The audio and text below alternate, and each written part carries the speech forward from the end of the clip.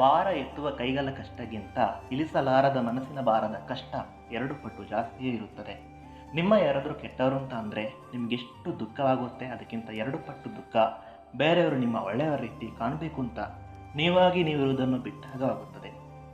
ನೆನಪಿಟ್ಟುಕೋ ಈ ಮಾತು. ಮನುಷ್ಯ ಬದಲಾದಂತೆ ಕಾಣ್ಬೋದು, ಆದರೆ ಅವನ ಸಹಜ ಗುಣ ಬದಲಾಗೋದಿಲ್ಲ.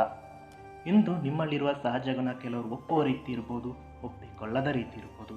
ಅದು ಯಾವುದೇ ಆಗಿರಲಿ, ನಾನು ನಿಜವಾಗಿ ಹೇಗಿದ್ದೇನೆ ಅದು ಅವರಿಗೆ ಇಷ್ಟವಾಗಲ್ಲ, ಅದಕ್ಕೆ ಅವರು ಒಪ್ಪಿಕೊಳ್ಳಬೇಕು ಅಂತ ನನ್ನ ಸಹಜ ಗುಣವನ್ನು ಮರೆಮಾಚಿ ಅವರು ನನ್ನ ಒಳ್ಳೆಯವರು ಅಂತ ಕಾಣಬೇಕು ಅಂತಾಗಲಿ ಅಥವಾ ನನ್ನ ಒಳ್ಳೆಯತನಕ್ಕೆ ಬೆಲೆ ಇಲ್ಲ ಅಂತ ಕೆಟ್ಟವರಾಗಿ ಯಾರ ಜೊತೆ ಅಭಿನಯ ಮಾಡೋದಕ್ಕೂ ಹೋಗಬೇಡಿ.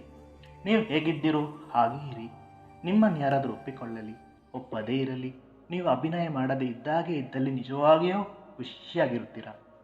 ಯಾಕಂದರೆ ನೀವು ಯಾವುದೇ ಅಭಿನಯ ಮಾಡದೇ ಇದ್ದ ಹಾಗೆ ಇರುವ ಸ್ವಭಾವ ಇಷ್ಟವಾಗದ ಅಭಿಪ್ರಾಯದಲ್ಲಿ ಕೆಲವರಿಗೆ ಕೆಟ್ಟವರಾಗಿ ಕಾಣ್ಬೋದು. ಆದರೆ ನೀವು ಇರುವಂತೆಯೇ ನಿಮ್ಮ ನೋಡುವವರು ಸಿಕ್ಕಾಗ ತುಂಬಾ ನೀವು ಖುಷಿ ಪಡ್ತೀರ. ನಾಟಕ ಜೀವನದಲ್ಲಿ ನಾವು ಒಳ್ಳೆಯವರು ಅಥವಾ ಕೆಟ್ಟವರಾಗಿ ಕಾಣಬೇಕು ಅಂತ ಅಭಿನಯ ಮಾಡಬೇಕಾಗುತ್ತದೆ. ಸತ್ಯವಾದ ಬದುಕಲ್ಲಿ ಹಾಗಲ್ಲ. ನಾವು ಹೇಗಿದ್ದೀವಿ ಅದನ್ನೇ ಜಗತ್ತಿಗೆ ತೋರಿಸ್ತೀವಿ. ಬೇಕಾದರೆ ನಮ್ಮನ್ನು ಸ್ವೀಕರಿಸಲಿ, ಬೇಡ ಅಂದರೆ ಬಿಡಲಿ ಅಂತ ಅಂದ್ಕೊಳ್ತೀವಿ. ನಾವು ಹೇಗಿದ್ದೇವೆ ಹಾಗೆ ಬದುಕಿದಾಗ ಈ ಬದುಕಲ್ಲಿ ತುಂಬ ಖುಷಿಯಾಗಿರುತ್ತದೆ. ನೀವೇ ಯೋಚಿಸಿ ನೋಡಿ, ಅಭಿನಯ ಮಾಡುತ್ತಾ ಬದುಕಿದರೆ ಎಲ್ರಿಗೂ ಸರಿಯಾಗುವ ರೀತಿ ಕಾಣ್ತೀವಿ, ಆದರೆ ನಮ್ಮ ಭಾವನೆಗಳಿಗೆ ಬೆಲೆ ಕೊಡುವವರೇ ಸಿಗಲ್ಲ. ಅದಕ್ಕೆ ನೀವು ಹೇಗಿದ್ದೀರೋ ಹಾಗೇ ಇರಿ. ಅಭಿನಯವಿಲ್ಲದ ಜೀವನ ಮನಸ್ಸಲ್ಲಿ ಯಾವುದನ್ನು ಇಟ್ಟುಕೊಳ್ಳದೆ ತನ್ನ ಬಗ್ಗೆ ಸತ್ಯ ಹೇಳಿ ಸಮಾಧಾನ ಪಡುತ್ತದೆ. ನಟನೆ ಮಾಡುವುದಾಗಿದ್ದರೆ ಮೋಸಗಾರರ ಜೊತೆಯಲ್ಲೇ ಮಾಡಿ, ಆದರೆ ಮತ್ತೊಬ್ಬರಿಗೆ ಸರಿಯಾಗಬೇಕು ಅಂತ ನೀವು ಹೇಗಿದ್ದೀರಿ ಅದನ್ನು ಮರೆಮಾಚಬೇಡಿ.